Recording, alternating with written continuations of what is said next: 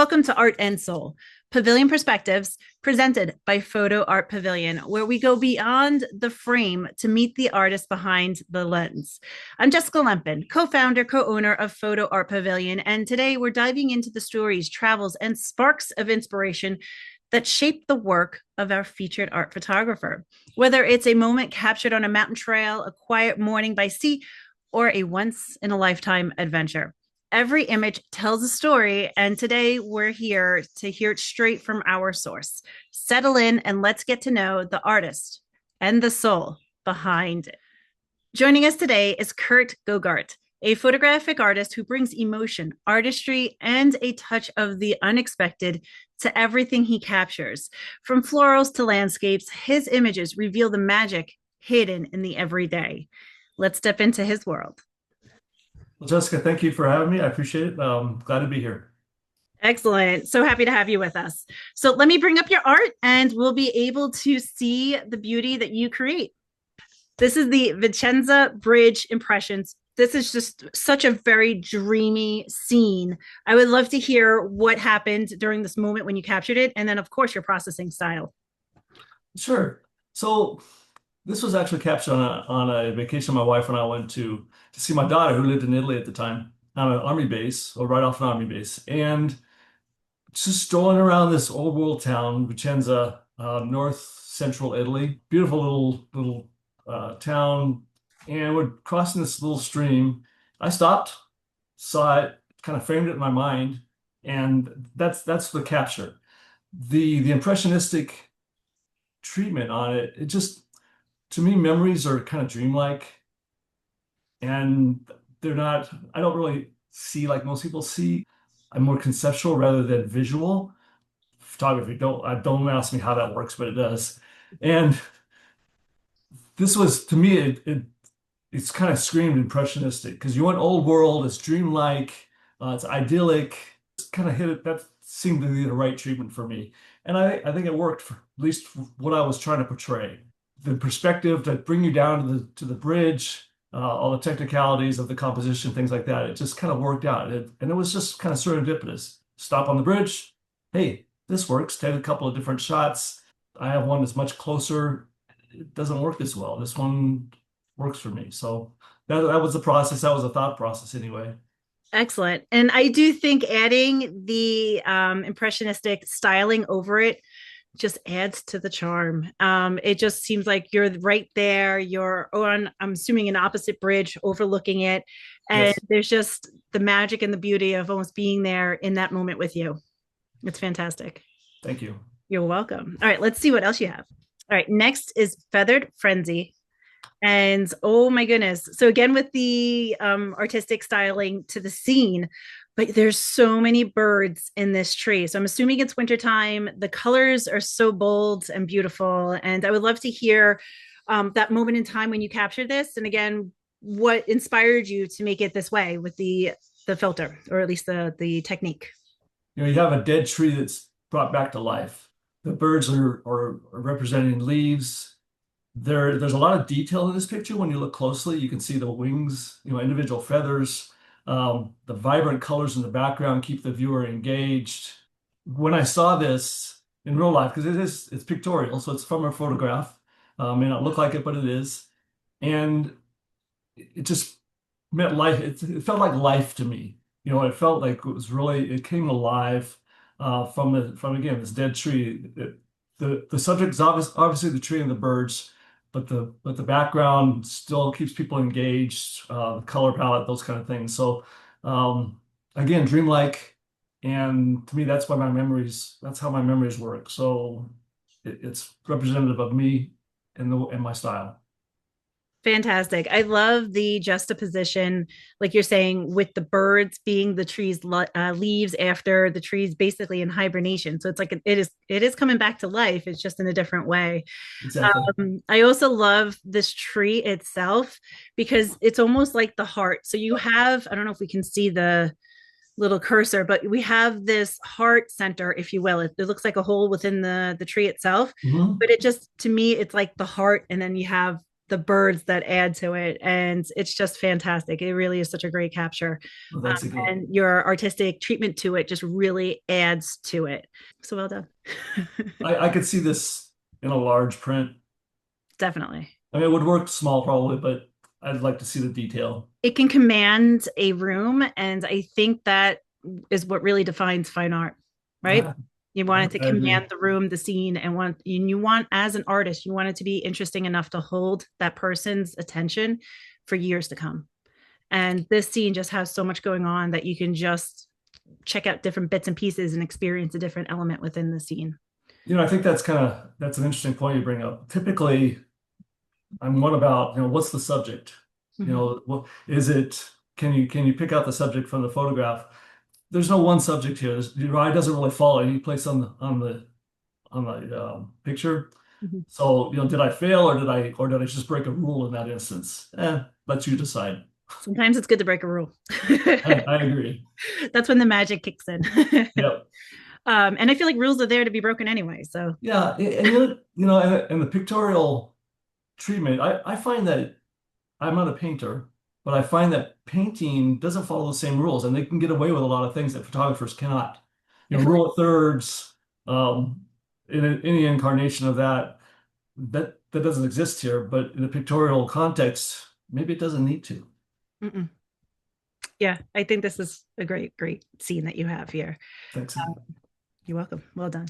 All right. Next image is a delicate pairing 6. And oh my goodness, the sharpness in this, the interest, there's just so much going on. And I'm assuming the title came from the feather into the vase, into the flower, in your mind creates the 6. Can you share a little bit about that and what inspired you to put these items together and photograph them? That's an interesting interpretation of the six. Mm. I hadn't thought about that. Ooh, so what is Because your yeah, it's actually there's more in a series. oh, so there's 6 pairings and this Actually closer to 10. okay, but this is the 6th one within This the is the series. sixth one in the series, yes. But Interesting. now Oh that you my say, goodness. So wait, I'm baffled by this now because in my brain I'm seeing like what you made a 6 out of objects I can see that. I and hadn't thought about and that that. wasn't your No, your goal. no. Of course it was. Yeah, all along. Yeah, yeah. All along. That's great. Oh my goodness. All right, so tell me behind the series, I guess, and then what led you to putting these items together and photographing it. So, last few years, I've really been into avian photography, whether it's through some local hawkers and falconers that I hang out with on the weekends sometimes, or whether it's through just the beauty of them and the freedom, the flight, all those kind of things. Mhm. And I've also been in the florals the last few years, and I've never really seen the two paired in any work. Right. Well, I'm doing florals. There's vases. This is actually a rather small. I'm not even sure I'd call it a vase, but I guess it is. Um, but it's kind of a craft work in and of itself. And with the beauty of the feather, which is simple but complex, kind of a creation. The flower is the same way. Compositions still have compositions for me. It's you may have, or and I think it's for a lot of people, you may have an idea in your mind, but the idea isn't necessarily what happens at the end. So you put it down, you kind of arrange things and say, this works, this doesn't work, take a few shots. Hey, what if and you kind of go on from there.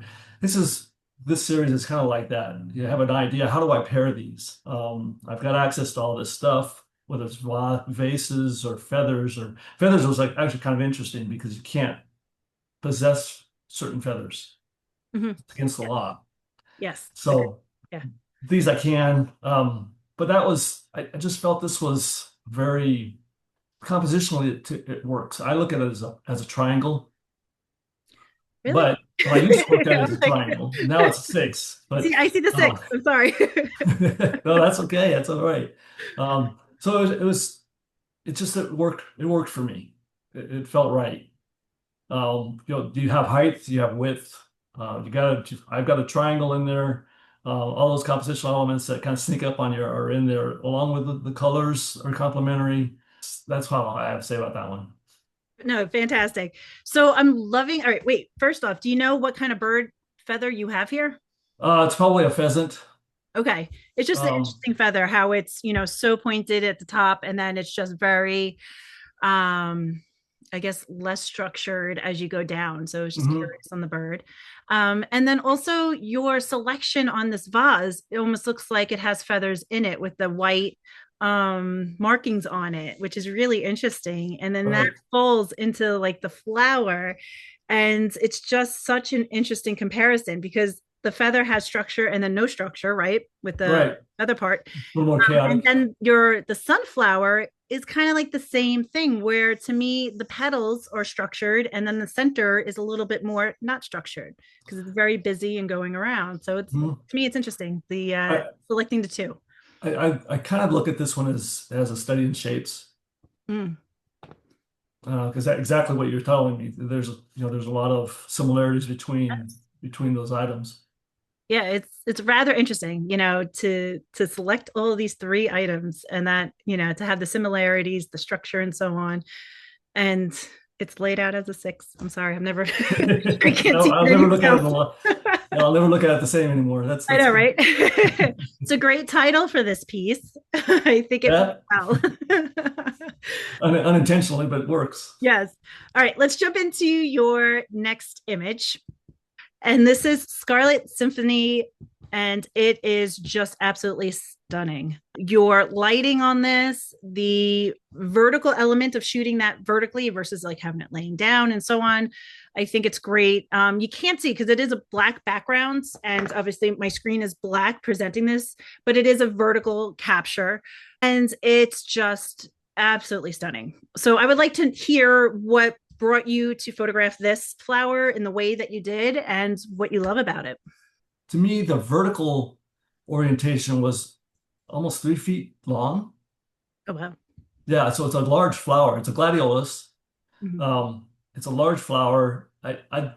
Flowers are fascinating. Every one of them is unique. Red is you're a photographer. Red can be extremely difficult to photograph. So it's a challenge to me. I've failed on a lot of red photographs. I'll tell you. This one, it was kind of made me happy that hey, I got there, right? The intricate details of flowers just kind of fascinate me by their intricacy and so different between different species. I felt good when it was done because it was something I hadn't been able to accomplish before with the reds. And I don't have any special techniques or anything. It's just in my little garage studio. So, but that's the thing about a garage studio or any studio you have full control. Lighting doesn't work, start again, right? This one really didn't take a lot for it.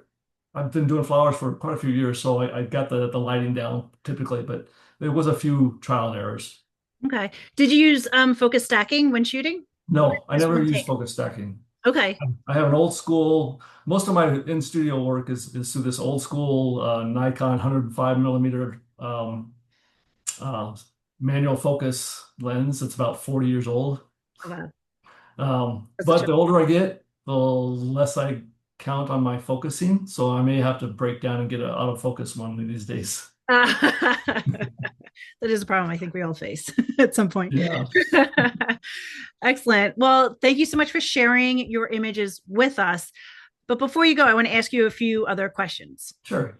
All right. Do you have a certain place in the world that you visited, you photographed that kind of changed your perspective or your view on the world and the art? It's a great question. Italy was pretty special. We've been a few times. It's so different than where I grew up in Reno, Nevada, that it makes me think that there's a lot more things to do and there's a lot more to photograph. Fantastic.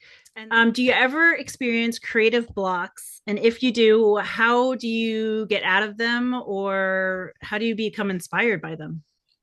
Oh boy, have I. Usually when I get a creative block, it's usually I'm bored with whatever subjects I'm photographing. Lately, though, I actually heard a quote, and I can't remember who to attribute it to, but it goes something like, "You get to a point where you're bored with the subject, creativity takes over." And it's really hit home for me in that if I just keep getting bored by the same thing, new ideas are forced into your system, and you start looking at things differently. So that's kind of how I've been doing it probably over the last year or so, is that I keep going back. There's more here. What is it? I'm forced to look at things in a different way. And if you look at some of my newer art, there's more contextual photography rather than documentary main subject. So that's how I'm learning to get rid of my creative blocks. Oh my goodness. And so true, because that's, I think, when the spark of an artist truly happens. It's when you dig in and you're trying to see things differently that you typically see. And that's Hmm. where magic is created. So good job on finding your own way to get out of your creative blocks. Yeah. Yeah, and I'll set it aside for a while, maybe 5 or 6 months. I'll set photography aside for a while. Just let it foster on its own. Daily, I'm the same way. I need to Yeah. put the camera down to refocus, and then Yep. everything's new again. And it's Mm. one of those Exactly. fun, creative ways of being an artist. What do you wish your younger artistic self knew when you first started this journey? It's please yourself. Um, there's too many people out there with too many varied tastes, with too many idiosyncrasies and personalities. You can't please everybody. Please yourself first. If I'm working on something and it doesn't work for me, it goes in the waste bin, right? If it's working for me, but I just haven't got there yet, I'll continue to work on it until I like it. If I'm trying to make someone else happy, even on a commission, I still have to be me. It still has to be my voice rather than someone else's. I truly agree. The word art is within heart. So if Yes, it's not right for your heart, it's not the art that you should be putting out. Well, thank you so much for participating in this. I definitely appreciate your time and energy in this. fantastic. I really appreciate you guys' effort, making Thank this you. effort. There's a lot of work put behind it. You guys come off as very authentic, and I'm loving what you're doing. Thank you. And we appreciate you and your art. What I've showed you is kind of my older work. My newer work is different yet. Oh, you're holding out on us. Kind of, Oh man. kind of. Well, if you go to my latest, I think the latest thing I posted, there's a couple of egrets on there, and you'll see. I think my work is a little bit more refined, but I'll let you be the judge. Okay. All right. I appreciate All that. right. Excellent. Thank you for joining us today on Art and Soul Pavilion Perspectives, where every artist has a story and every story brings their art to life. A huge thanks to Kurt Golgart for carving out some time and joining me today. If you love what you saw, don't forget to like, subscribe, and comment below. We would love to hear which one of Kurt's pieces you love the most and or any other comments that you would like to share with Kurt. To explore more of Kurt's work or learn more about Photo Art Pavilion and what we're doing here, check out the description below. We have all the information listed. Well, we'll see you next time with another artist, some more stories, and a little bit more soul behind the art. See you then.